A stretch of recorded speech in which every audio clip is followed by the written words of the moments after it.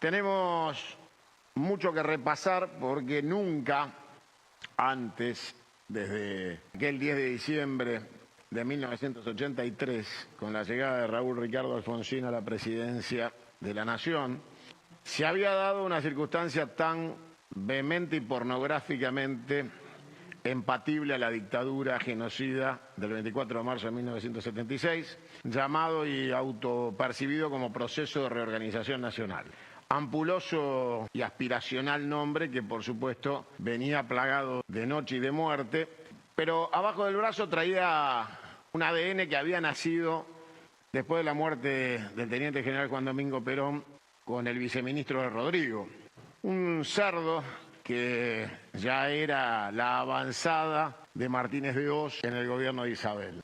Y obviamente el Rodrigazo será recordado para todos los tiempos. Y el final que trae la consecuencia inevitable de haber generado, como siempre, primero la necesidad para después presentarse como el remedio y la solución. La Argentina recuerda el 24 de marzo de 1976 con el dolor propio del fracaso, de la pérdida, de la derrota de una patria sumida en cuestiones fratricidas generadas por enemigos externos que han sabido agitar los odios internos, pero es mucho más largo el análisis que quedarnos con el 24 de marzo a la madrugada con el desalojo de Isabel, el helicóptero, la detención de la presidente constitucional, primera presidente mujer constitucional de los argentinos, le duela o le pese a Cristina.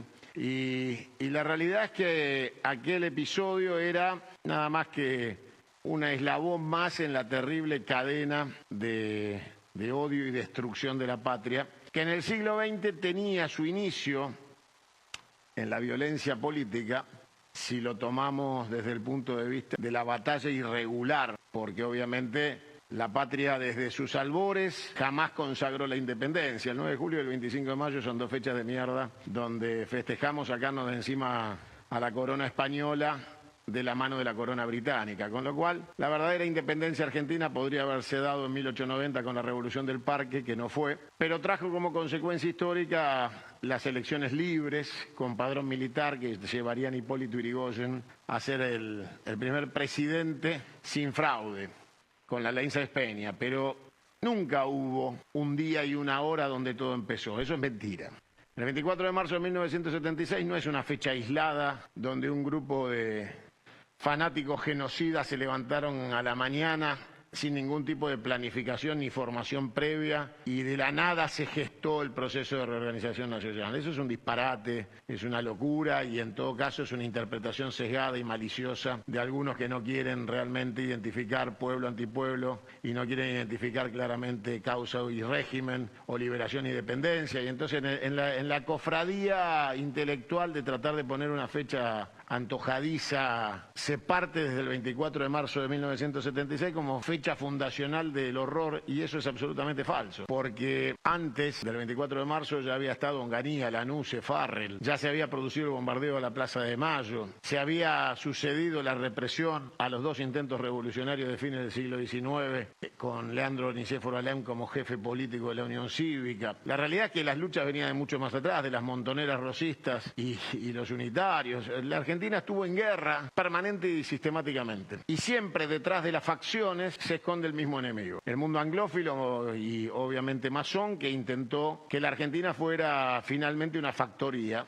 Y nunca estuvieron mejor que hoy. Ninguna de las invasiones inglesas les dio tanto resultado como esta que estamos viviendo hoy. Por la vía militar fueron derrotados una y otra vez, con lo cual aprendieron la lección y se dieron cuenta que por ahí no era. Aprovecharon la batalla de 1982, que Argentina estuvo a 6 días de ganar, a pesar de los genocidas, a pesar de los traidores, a pesar de los cobardes que conducían desde Buenos Aires el heroico enfrentamiento que daban nuestros soldados. Nuestros soldados estuvieron a pocos días de ganar esa batalla. La pérdida de la batalla circunstancial del 82, porque la guerra continúa hasta que recuperemos nuestras Islas Malvinas, Georgias e Islas del Atlántico Sur, dio como resultado una bisagra histórica. Ahí el enemigo decidió destruir definitivamente la Argentina. Ahí ya existió la decisión de aniquilar universidades, hospitales, todo, absolutamente todo. Después de haber enfrentado a la OTAN con éxito, la OTAN en su conjunto, Occidente con Inglaterra a la cabeza, decide pedir el aniquilamiento de la patria de los argentinos y lo llevan adelante de manera sistemática. Alfonsín, padre de la democracia, para muchos, tiene un discurso en el 83 pobre, humilde, casi te diría de ocasión de derrota, y nos viene a prometer que con la democracia se come, se cura y se educa, que es lo mismo que si yo te dijera que a la mañana te lavas los dientes, vas al baño y te vestís. Más básico, imposible para una Argentina que tenía potencialidades de potencia regional y global y pasaba a someterse a lo que iba a ser la palabra ajuste, que desde el 83 para acá, ajuste quiere decir destruir la Argentina. Alfonsín intenta un par de gambetas. En la campaña habla de no pagar la deuda ilegítima, diferenciar la deuda legítima de la ilegítima. No lo logra. De hecho, Bernardo Greenspun, su primer ministro de Economía, lo intenta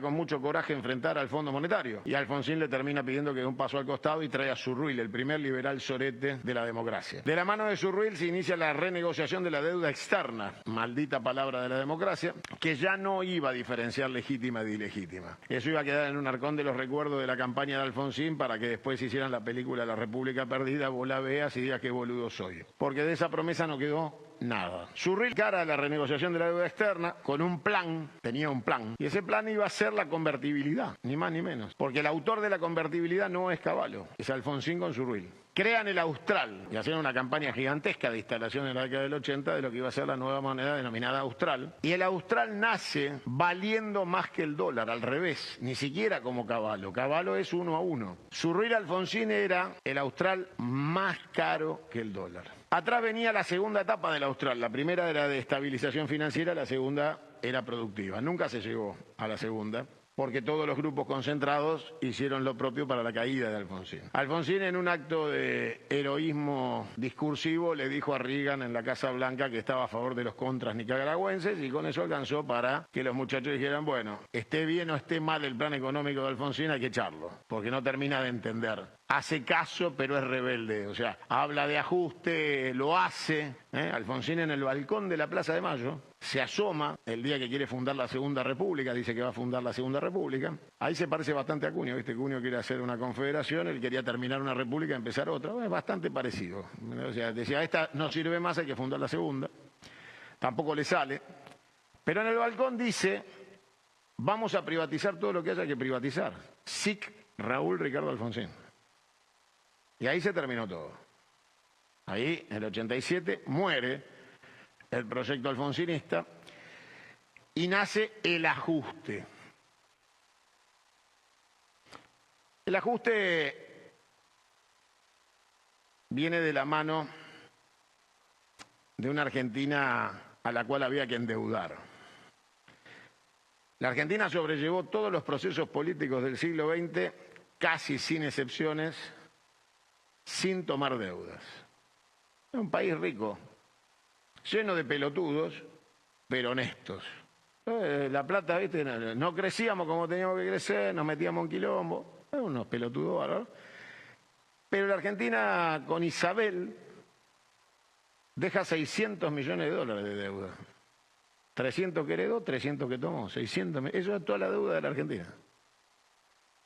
600 millones de dólares, imagínate.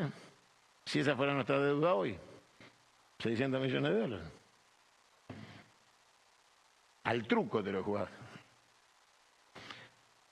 Entonces vino un proceso que necesitaba sangre para instalarse y que venía ya sin ninguna paciencia, porque se les hacía largo el episodio.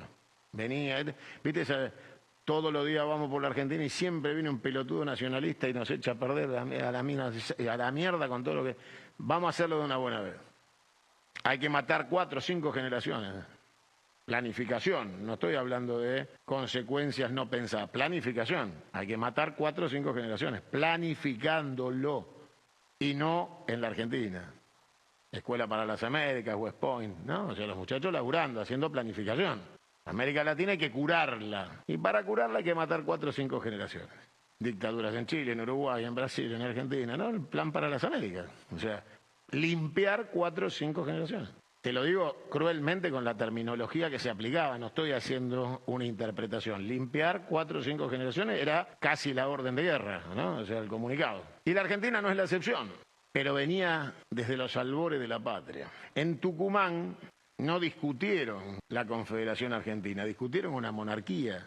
Nuestro querido Belgrano propuso un monarca inca, ¿no? Dijo, le pidió a la asamblea, che, ¿por qué no consideramos ser una monarquía y traemos un rey inca y hacemos una monarquía inca? Entonces, a ver, enseñémosle a los chicos la historia como es. No fueron hasta Tucumán a declarar la independencia, fueron a Tucumán a ver que, bueno, con los españoles no, a ver qué armamos, ¿no? Algo que no ofenda tanto, que no sea tan revolucionario, vamos, algo más cortés, un monarca con otro monarca se van a entender mejor, ¿no?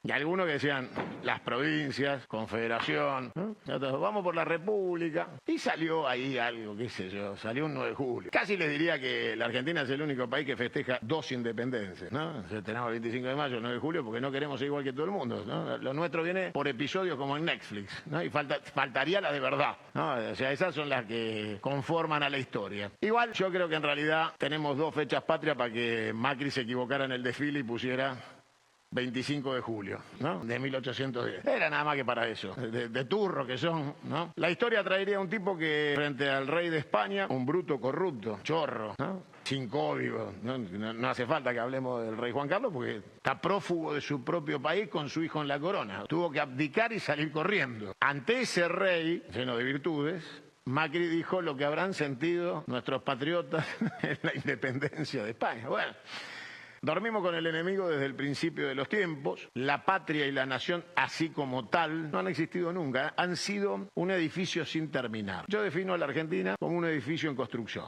Es algo que nunca hemos terminado. Y hay algunos pelotudos que te dicen, ¿por qué no elegimos el consorcio de administración? Y entonces sale Cunio y le dice, pelotudo, si todavía tenemos la cal, la arena, las palas, la grúa, pelotudo, todavía ¿qué administrar qué si todavía no pusimos una bombita? Infeliz, hay que terminar el edificio. Te dicen, no, pero así como está bien. Nosotros ya el penthouse lo armamos abajo, que esté como esté, armamos un consorcio y la vamos llevando. Entonces vos te corres 100 metros para atrás y dices, pero yo quiero ver si estoy loco yo. Te corres y decís, pero si está sin terminar, ¿cómo vamos a administrar un edificio que no está terminado? Que no tiene ventana, que no tiene ascensores, que no tiene escalera, que no tiene entrada, que no tiene vereda, que no tiene servicio, no tiene agua, no tiene luz, no tiene gas, y estos pelotudos me hablan de administrarlo, el edificio. La Argentina es un edificio sin terminar, donde te hacen votar el consorcio de administración. La parte más divertida es que una vez que vos entrás en el chiste de que el edificio está terminado y hay que administrarlo, te cobran expensas. Entonces vos decís, pero si no tengo el departamento, yo no tengo casa, no tengo salud pública, no tengo colegio, no tengo un carajo, no tengo seguridad. No... Es más, yo alquilo en el edificio al lado para vivir, porque este está sin terminar. Usted es propietario, pague las expensas. Después viene la municipalidad y te cobra la vele. Después viene el Estado y te cobra rentas. Y después viene el Estado y te cobra bienes personales. Y vos le decís, pero si está sin terminar el edificio, usted pague.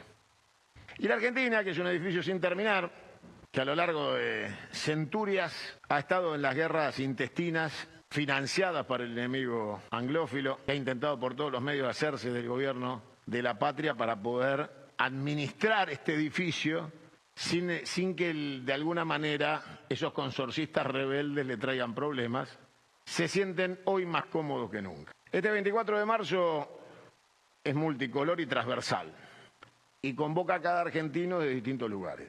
El problema es que si no hay un hilo histórico para entender el 24 de marzo parece una fecha inicial de un proceso que no lo es. Nada empezó el 24 de marzo porque estaba planificado, venía concatenado con otros procesos similares, no tan bestiales, pero similares. Eran como los ejercicios revolucionarios para ver hasta dónde iban a tener que llegar y cómo se iban a dar las consecuencias. La violencia política en la Argentina no paró nunca, jamás. Desde el fusilamiento de Dorrego o la muerte de Facundo, de Güemes, hasta no paró jamás.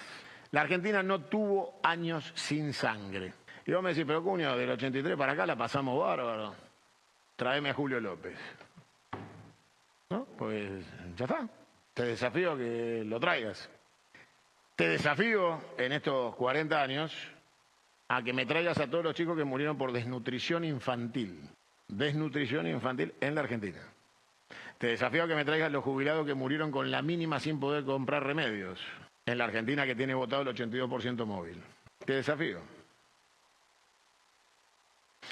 Te desafío a que me traigas los sobrevivientes del robo bancario, del robo del siglo. Corralito se llamó, Corralón. Ese fue el robo del siglo. El vitete es un pelotudo. Vitete es un pelotudo. El robo del siglo lo hizo Cavallo. Vitete es un aprendiz, es un pobre muchacho. Vitete se robó el Banco Río, Cavallo se robó todo el sistema bancario argentino. ¿No? Hay que tener. Y encima lo hizo sin hacer ruido. A la mañana te levantaste y no tenía malos depósitos. ¿No? Ni siquiera usó un martillo, un cincel, nada. No había quedado nada por arte de magia. Creo que Cavallo goza de libertad, que camina por la calle, da charlas, viaja por el mundo. No tuvo un solo día preso. Vitete por lo menos cumplió la mitad de la condena en la Argentina, se lo extraditó a Uruguay y el tipo por lo menos estuvo preso por la que se llevó. 80.000 millones de pesos cuantificado al momento en que la fiscal acusó a Macri, es el número que se robó del correo. 80.000 millones de hace 25 años atrás. Habría que hacer la actualización. Con estos niveles de hiperestanflación, si le aplicamos intereses y punitorios e indexación al monto, creo que estamos hablando de una cifra cuantiosamente sideral e irreproducible en términos de los dígitos de una computadora, ¿no? O sea, infinito te va a poner la computadora para que, no sé, 0 al infinito. Creo que Macri no estuvo un solo día preso. Fue condenado en 3 instancias por contrabandista agravado con las autopartes de Sebel. Creo, si no me olvido, que ser presidente de Sebel no era un cargo del Estado. Creo, por ahí me equivoco, pero no era un cargo del Estado, ¿no? El presidente de Sebel no lo nombraba al presidente de la Nación. O sea, chorro privado. Chorro privado, nada, ahí no estaba el Estado, nada. Un tipo se levantaba a la mañana, administraba una empresa que fabricaba autos en Argentina, mandaba autopartes a Uruguay que volvía a traer hacia la Argentina para ensamblar los autos. Entonces, en el ida y vuelta de las mismas autopartes con los que iban a hacer los autos, figuraba el contrabando de lo que ellos mismos se vendían. Las piezas salían de manera ilegal y entraban ilegal, era una maravilla. Es casi la prueba del pelotudo. Pasar en blanco lo que está en negro, ¿no? Hay que ser pelotudo en la vida. O sea, el chorro sabe que lo que está en negro no se pasa en blanco, ¿no? Por lo general es todo al revés, los que están en blanco quieren ir al negro. Ahora, eso que tengo todo en grone y lo paso en blanco y dejo todo lo dedo pegado, claro. Papá Macri después arregló con la Corte Suprema de la mayoría automática menemista para conseguirle un indulto, porque eso fue un indulto, eso no fue un fallo, fue un indulto. 3 condenas, primera, segunda instancia, casación, todo condena por todo. Y ¿se acuerdan de un tal Bogiano, que es el padre del infeliz, del estúpido, de la larva que anda por ahí hablando? Bueno, corrupto el padre, estúpido el hijo. Esa fue la rata que firmó el indulto a Mauricio Macri. ¿Qué esperaba que fuera el hijo? Nacional y popular. Padre chorro, hijo chorro. Entonces, la esencia del 24 de marzo, de aquellos que se animaron a meter plomo,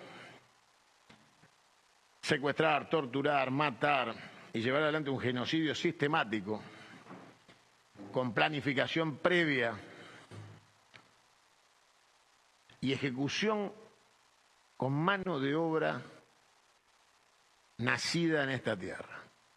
Porque lo más loco de todo esto, lo más delirante de todo esto, es que el proyecto anglosajón contó con argentinos para ejecutar el genocidio. En la India fueron ellos mismos. La India, los ingleses tomaron la India, mataron millones de indios, los aniquilaron, los mataban como perros, pero al menos se hacían cargo del genocidio, eran ellos, con sus uniformes, ¿no? Tomando el té a las 5 y con la foto de la reina, mataban en nombre de la monarquía, descarada y vilmente como lo son, pero no encontraban indios que maten indios, tenían que ir los ingleses a matar indios.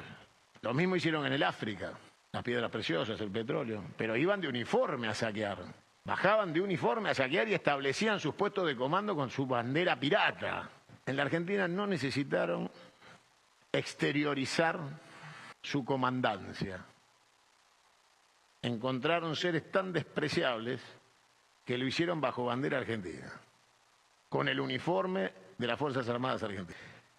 Por eso nace una contradicción insalvable y necesariamente de urgente resolución. Y es donde carajo están las Fuerzas Armadas Nacionales. Porque si lograron enredar la historia de la Argentina con algo, fue con la idea de establecer la palabra milico y que la represión ilegal, la tortura y la muerte tuviera que ver con el milico, y el milico era todo el que tuviera uniforme. Entonces odiamos a los milicos y hubo generaciones enteras que se hicieron peronistas odiando a los milicos, pero con la foto de Perón vestido de teniente general. Entonces, ¿pero de qué me estás hablando? A ver, este señor que tenés ahí arriba es milico. Teniente general Juan Domingo Perón. Junto al GOU hizo la revolución social más grande de la Argentina. Entonces no es condición milico igual asesino. Ellos se encargaron de destruir la comunión entre Fuerzas Armadas y pueblo, porque utilizaron esas Fuerzas Armadas, que debían ser el pueblo, porque históricamente lo habían sido hasta ese momento, para masacrar 5 generaciones como se había planificado oportunamente en las mesas de arena de la destrucción argentina. Desde Churchill, cuando dijo hay que destruir la Argentina para acá, nunca dejaron de planificar la muerte de la Argentina. ¿Cómo encontraron satánicos personajes de uniforme capaces de matar argentinos? ¿De dónde los sacaron? ¿Cómo fue? ¿Cómo fue que encontraron a alguien y le dijeron vos tenés que matar con los fusiles que te entregaron, con los impuestos que pagan los que vas a matar, pero vos los vas a matar y lo vas a hacer por la patria? Todo eso se lo decían en una tenida negra masónica, todo muy raro, ¿no? O sea, los invitaban a tenidas negras masónicas para hablarles de la patria, y la patria era matar trabajadores y militantes. Y entonces ahí nace la teoría de que cualquier agrupación que tenga brazo militar tenía y llevaba como título terrorismo. Su versión terrorista. Y entonces uno empieza a desgranar históricamente qué fue el 17 de octubre. Un acto de subversión terrorista. Un conjunto de trabajadores que desobedecieron al gobierno de turno, que era una dictadura, para ir a buscar al teniente general Juan Domingo Perón, para convocar elecciones y que se quedara con el poder el hombre que le había consagrado todos los derechos laborales a los trabajadores. Era un acto de subversión, según Farrell, ¿no? O sea, Farrell, supongo que a la mañana temprano dijo reprímanlos a todos, levanten los puentes y mátenlos. Claro, tempraneramente, 11:30 de la mañana, a Farrell no lo vamos a poder parar ni con bolsa mojada, maestro. Vaya buscando otra solución, porque son un montón. Y tampoco tenemos tanto para reprimirlo. Los que estamos de este lado puede ser, los que están del lado de provincia dicen que con ellos no cuente. Y para eso de las 3 de la tarde ya estaban mandándole a Perón el mensaje si no tenía ganas de venir, ¿no? Empezaban las negociaciones. Pero antes de que Perón pisara la Casa de Gobierno y le hablara al pueblo sublevado, subversivo y terrorista, lleno de comunistas, anarquistas, socialistas, que se agrupaban para decir Perón, Farrell intenta que el presidente de la Corte Suprema sea el presidente. ¿Sabían esto? Antes de decirle a Perón, bueno, maestro, ahí tiene el balcón, Farrell hace un último intento, el último, para no permitirle a Perón ni al pueblo que Perón fuera el presidente. Y el presidente de la Corte acepta, le dice que sí. Y Farrell hace el decreto nombrando al presidente de la Corte como última instancia de sucesión, que venga a hacerse cargo. Cuando el presidente de la Corte va camino a la Casa de Gobierno, ya no podía pasar. La marea humana había llenado las calles y se quedó con las ganas el maestro. Se quedó con un decreto que le habrá guardado para la familia, alguno lo debe tener en la casa guardado, que decía que ese señor iba a ser presidente porque Farrell se corría para que el presidente de la Corte asumiera un proceso de reorganización. Y todo terminó con Perón diciéndole a Farrell, yo no salgo si no hay fecha de elecciones. Así que yo hasta acá llegué, pero si usted quiere que yo cruce estos 10 metros del balcón, usted me tiene que decir cuándo votamos. Entonces yo le digo a la gente, miren que se vota. Y Farrell tuvo que poner fecha antes que Perón salió Perón. Esto es historia, esto no es interpretación, esto es historia. Y Perón sale y le dice a los trabajadores, socialistas, anarquistas, comunistas, trabajadores, únanse. Eso es Perón, no soy yo. Él les dice, trabajadores, únanse.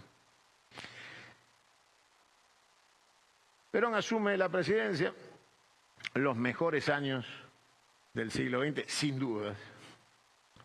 Plan quinquenal, desarrollo industrial, crecimiento del salario, ferrocarriles, escuelas, hospitales, puertos, derechos de los trabajadores agropecuarios, la UATRE.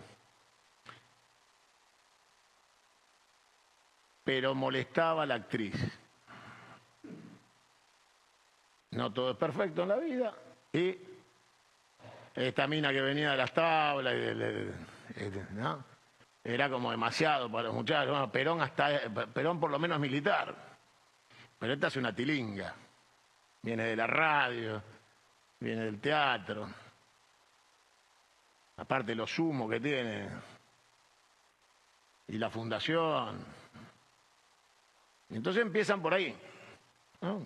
A tratar de limar a Perón por la vía de Evita, porque claro, Perón medía como 2,50 metros en ese momento, ¿no? O sea, desde el punto de vista militar, sentarse con Perón en una mesa y decirle no me gusta lo que usted hace, era como que no había espacio. Entonces los muchachos dijeron, bueno, vamos a hacer una cosa, no le vamos a entrar a Perón, vamos a entrarle a Evita y vamos a empezar a limarlo a este por ahí, por Evita. Entonces, el problema era Evita, ya no era Perón, porque viste que los muchachos son muy valientes, son terriblemente valientes. Por eso a Perón de frente ni una palabra, ¿no? O sea, los muchachos muy valientes. Cuando tenía delante a Perón, se meaban encima, ni una palabra, y después empezaban, pero la puta esta... Bueno. La señora Gorda empieza en su trabajo, y entonces viene otra falacia, la Revolución Católica Argentina. ¿Se acuerdan? La Revolución Católica Argentina. Que había puesto como consigna previa Braden o Perón. O sea, la elección era entre el embajador de Estados Unidos o Perón. Los tipos descaradamente hay que reconocer que no tenían inhibiciones, ¿no? O sea, o el embajador de Estados Unidos o Perón. El problema es que dentro de ese espacio que confrontó a Perón electoralmente, la fórmula Perón-Quijano, radical, del otro lado estaba el Partido Comunista, con Braden. O sea, los muchachos jugaban a que nadie les quitara el control de los trabajadores, a ver si viene un Perón y nos quedamos sin laburo. Y el Partido Comunista, en vez de alinearse, incolumnarse con el peronismo, milita el espacio más rancio, conservador y gorila de la Argentina. Viste que la Argentina es rara, muy rara. ¿Por qué te doy este antecedente? Porque cuando lleguemos al 76, el mismo Partido Comunista va a emitir un comunicado felicitando a Videla y al golpe de Estado, ¿no? Cosa de tener memoria histórica. Partido Comunista con Braden, Partido Comunista felicitando el golpe. Partido Comunista de la Argentina. A ver si te crees que Trotsky le preguntaba a los 4 monigotes de acá qué iba a hacer, o Stalin se levantaba a la mañana y decía, si el Partido Comunista de Argentina no me apoya, no hago nada. Lo de acá. Fue pasando la historia. Evita tenía razón. Había que dejar que los descamisados hicieran lo que tenían que hacer. Los muchachos empiezan a construir la Revolución Católica. Resulta que nosotros los católicos... Chicos, tenemos el aire de retorno. Resulta que nosotros los católicos éramos antiperonistas. En mi caso hubiera sido rarísimo. Soy nacionalista, peronista y católico, ¿qué carajo hubiera hecho en mi vida? Me tenía que suicidar. O sea, ¿qué hacemos con las contradicciones, no? Si yo soy católico, ¿cómo voy a ser antiperonista? Y sin embargo, se convenció a la sociedad que no se podía ser peronista y católico, que un buen católico tenía que ser antiperonista. Porque Perón era un dictador. Y adivinen qué eran ellos. la Libertadora. Perón era la dictadura y ellos eran la libertad. ¿Te suena la palabra? Entonces iniciaron el proceso de derrocamiento del teniente general Juan Domingo Perón por la vía de la defensa de la libertad. Y ahí se empieza a construir la Libertadora. Evita ya no estaba, desgraciadamente. Perón no le hizo caso. Evita le dice, dale los fierros a los muchachos. Y Perón dice, no, entre la violencia y el tiempo elijo el tiempo. 300 muertos en la Plaza de Mayo. Los aviones de la Marina de guerra, comandada por el genocida hijo de puta de Isaac Rojas, que debió ser fusilado ipso facto la misma noche, porque para que los chicos entiendan, no es que la noche del bombardeo Perón se fue. Hubo un tiempo entre el bombardeo y la salida de Perón, y Perón debería haberlos matado a todos en ese tiempo y no irse. Y él eligió irse. Dijo, no, yo entre la violencia y el tiempo, elijo el tiempo. Si tenemos razón, vamos a volver. Y volvió. Pero volvió tarde, con ríos de sangre, de tortura, de muerte, de persecución. Y cuando volvió, dijo, para un argentino no hay nada mejor que otro argentino, pero era tarde. Porque después nos puso una fecha y dijo, el 2000 nos encontrará unidos o dominados. Estamos dominados hasta los huevos, muchachos.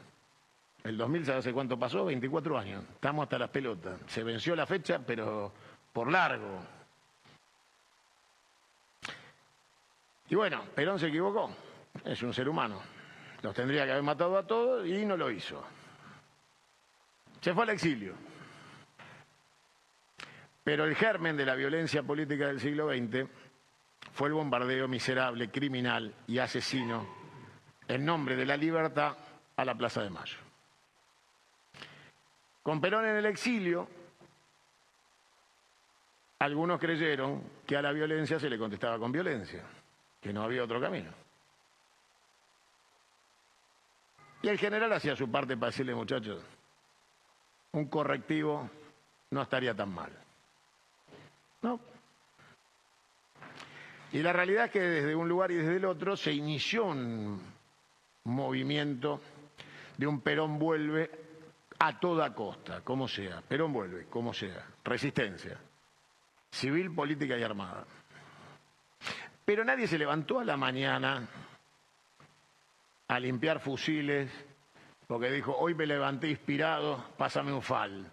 ¿No? O sea, después de que la Libertadora se hiciera cargo de la Argentina, los primeros sesgos del proceso de reorganización nacional se vieron en el 56. No hizo falta esperar hasta la que del 70. Muerte, tortura, todo eso, 56. Ahí nomás. Así que no era que vos te levantabas a la mañana y decías, vamos a pintar una pared, Perón vuelve y ya está, y la democracia me ampara y yo voy a ir a la radio y voy a hablar de Perón y voy a... No te dejaban. No te dejaban. Los héroes de la libertad te prohibían nombrar a Perón, estaba prohibido nombrar a Perón. Porque Perón era un dictador y Evita era una puta. Por eso ahora quieren sacar el monumento de Evita del Ministerio de Desarrollo Social. Porque la línea histórica es imperecedera y coherente. Son los mismos, hacen lo mismo, buscan lo mismo. A lo largo de todo ese proceso histórico, fueron consiguiendo de a poco, mandando comisiones de las Fuerzas Armadas a instruirse a West Point, ¿no? O sea, mándeme 20 oficiales, mándeme una división de comandos, mándeme, no, nosotros vamos para allá. Vietnam, que parece que no tuviera nada que ver con la Argentina, ¿no? O sea, ¿qué tiene que ver Vietnam con la Argentina? Son los hippies, nada más, nada, ¿qué es los vietnamitas? ¿Qué sé yo? Una vez Cristina se sacó una foto en Vietnam, en un pozo, ¿no? O sea, para el argentino Vietnam es como muy lejano. En Vietnam se hicieron las primeras experiencias de tortura sistemática contra el pueblo vietnamita para tratar de sacar información por la vía de la tortura, porque como la guerra no avanzaba y no habían descubierto los túneles, querían información a toda costa. A toda costa era autorizando que se torturara. Y se inicia formalmente desde la CIA el mecanismo de tortura como sistema de conseguir información. Lo desarrollan tan bien que después deciden exportarlo. O sea, los tipos dicen, lo tenemos tan afinado que la verdad vale la pena que se lo enseñemos a los demás. Porque aparte no nos dio resultado para ganar la guerra, pero aprendimos bastante de esto, ¿eh? O sea, de ganar la guerra en términos militares, nada, nos cagaron a palo. El Vietcong, tuvimos que salir corriendo, abandonamos los helicópteros, a los soldados, pero de torturar nos vinimos exquisitamente preparados. Y entonces, la historia pone a los Estados Unidos en situaciones durísimas. La Cuba de Fidel, Vietnam, una peor que la otra. No embocan una los muchachos, ¿no? Se le van dando procesos donde Nicaragua, ni una embocan. El Congo, todo para el orto. Corea, todo para el orto. Entonces los muchachos dicen, bueno, América para los americanos. Esa es una frase que se le ocurrió a alguien que dijo, como nos están cagando a palo en todos lados, vamos a asegurar el patio trasero, muchachos. O sea, blindemos América. Desde el Polo Norte hasta la Antártida. Y nace América para los americanos. Vamos a frenar la oleada comunista que quiere invadir América para liberar, y nosotros la vamos a blindar. Y para blindar América hay que matar 4 o 5 generaciones que vieron cómo perdíamos en todos lados, ¿no? O sea, porque no los vamos a convencer con las películas. O sea, si perdimos en Vietnam, ¿qué vamos a hacer? Hicimos MASH, pero es muy divertida, pero perdimos, ¿no? En Corea, perdimos. En Cuba, a la mierda con Batista. Ahí hay un argentino hinchando los huevos. Por lo general los tipos dicen, bueno, ya vamos todas perdidas, tenemos que tener una ganada. A partir de ahora, América para los americanos, plan para las Américas. Intento de convencer al Che Guevara vía Frondizi, motivo por el cual Frondizi recibe al Che Guevara en la Casa de Gobierno, de que accediera a recibir apoyo de los Estados Unidos para romper con Fidel. Che Guevara finalmente se va al Congo, termina en Bolivia, no sin antes pasar un ratito por La Boca, acá barrio del municipio bonaerense de la Ciudad de Buenos Aires, reunirse con revolucionarios de la izquierda argentina, a los cuales después de 5 horas de escuchar pelotudeces le preguntó dónde estaban los fierros, la plata y los que se iban con él. De más está decirte que se tuvo que volver en el Urquiza solo, ¿no? O sea, sacaba un pasaje en retiro y volverse a Bolivia porque no había nada, no había plata, no había fierro y nadie se iba con él. Lo hicieron venir al pedo, va, traducido. Como si no tuviera nada que hacer. Y así avanzó la historia argentina. Y entonces cada vez fueron encontrando más adeptos de esas familias de la oligarquía de mierda argentina, que también tenían un protocolo. Había que tener un hijo cura y uno militar. Formaba parte de la idiosincrasia de la oligarquía argentina, que aseguraba la continuidad de los privilegios, ¿no? Tener un hijo cura que tuviera una buena carrera dentro de la eclesiastía y un hijo militar que honrara el apellido dentro de las Fuerzas Armadas para poder tener títulos nobiliarios en una republiqueta monárquica donde todo eso sirve para ser parte de la corte, ¿no? De la vida cortesana. Y la Argentina empezó a crecer generando cuadros de las Fuerzas Armadas que no estaban formados en el nacionalismo argentino, ni muchísimo menos, y que se formaban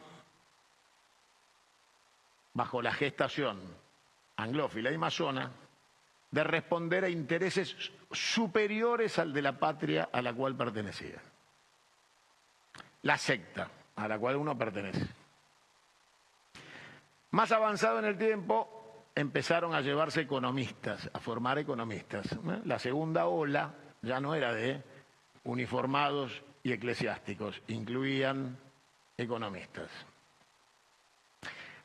Y para cuando llega la década del 70 y el derrocamiento de Isabel, sentían que estaban preparados en cuanto a la cantidad y calidad de cuadros formados, de traidores con documento argentino, para llevar adelante un genocidio sin necesidad de participar directamente poniendo el cuerpo, el uniforme y la bandera adentro de la patria más solventemente antiimperialista de América, que era la Argentina, por convicción, educación y formación. Con lo cual no era fácil destruir la Argentina. Destruir la Argentina les viene llevando más de 100 años, ¿no? O sea, es un trabajo en el cual llevan constancia. Aceleraron mucho desde el 24 de marzo del 76 hasta hoy. Pisaron el acelerador. El 24 de marzo del 76 es el resultado de un larguísimo proceso de inversión que ha hecho el mundo anglosajón para destruir la Argentina y fundamentalmente ganarnos la batalla cultural. Destruir el querer ser, el deber ser del argentino, para transformar a esta sociedad que tenemos hoy confusa, desorientada, sin norte, sin jefatura, sin organización. Eso es lo que buscaron y debemos asumir que lo han logrado. O sea, que hay una parte importante de la realidad que son los logros de sus estrategias y el fracaso de las nuestras. Nos enamoramos de las discusiones propias sin identificar quién estaba atrás financiando ambos bandos. Desde Inglaterra financiaban a Videla y financiaban a Firmenich. Era el cuento del agricultor con los dos chanchos, ¿no? Que venía al vecino y le decía: maestro, ¿por qué le tira el maíz al medio? ¿No ve que los chanchos se lastiman? Y el primer día, ni bola. El segundo día le dice: pero no se da cuenta que ni bola. Y el tercer día le dice: pero escúcheme, se están matando los chanchos, ¿por qué le tira la comida al medio? Y finalmente, con una mirada adusta y despreocupada, le dije: porque me los voy a comer a los dos. Y así viene pasando en la historia argentina. ¿Qué pasó y cómo se logró que la muerte en la Argentina no tenga valor? Mañana va a ser un día donde vamos a recordar 30.000 compañeros desaparecidos. Pero la historia argentina es muy injusta. Porque más adelante en el tiempo, aparte de Julio López, hubo más de 42 muertos en el diciembre negro en que de la Rúa se va en helicóptero. Y ha sido más fácil recolectar los nombres con la CONADEP de los 30.000 desaparecidos que de los 42 muertos de aquel día que nadie recuerda y que no forman parte del reclamo de nadie, no están incluidos. Tampoco están incluidos los que han muerto en represiones salvajes para mantener dictaduras, o los muertos del Cordobazo. O sea, la Argentina tiene historia de sangre. Y a veces es injusto quedarse con un número. Y acá, fíjate, yo lo planteo al revés. Viste que la discusión del número, ellos la transforman en una discusión de irrespetuosidad hacia la vida, porque uno vale igual que 100.000, o 30.000 o 1.000.000. Es uno, es una vida humana. Ellos lo que te quieren decir es que si son menos, no pasa nada, son menos, ¿no? O sea, hay que descalificar el número, en definitiva, hay que poner un número más chiquito. Y yo digo al revés, sumemos todos los muertos de las causas populares y las luchas populares, de ahí para acá. Anónimos, lograron que sean anónimos, ¿no? Y si de casualidad eran en una fábrica en Formosa, ¿quién carajo se va a enterar? A la Patagonia Rebelde, anda a buscar los nombres de quienes murieron. ¿Quiénes son los caídos de la Revolución del Parque de 1890? ¿Quiénes murieron en la Plaza Lavalle luchando para traer a la Argentina elecciones libres, democráticas y con padrón militar para iniciar el proceso de democracia en la Argentina con la ley Sáenz Peña? ¿Alguien se acuerda de esos muertos? ¿Tienen nombre y apellido? ¿Existe una placa, aunque sea, que diga quiénes son? El 24 de marzo de 1976 no es el inicio de nada. Es un eslabón siniestro en un plan estratégico que se viene cumpliendo década tras década. Y aunque parezca que estamos en democracia, no lo estamos. De hecho, estamos hoy, hace 100 días, en la dictadura más perversa después de la de Videla que uno pueda recordar. Y yo los convoco a la consigna democracia o dictadura, ¿eh? Los convoco fervientemente hoy a que se pongan de pie, porque el fujimorazo está a la vuelta de la esquina, a 2 pasos.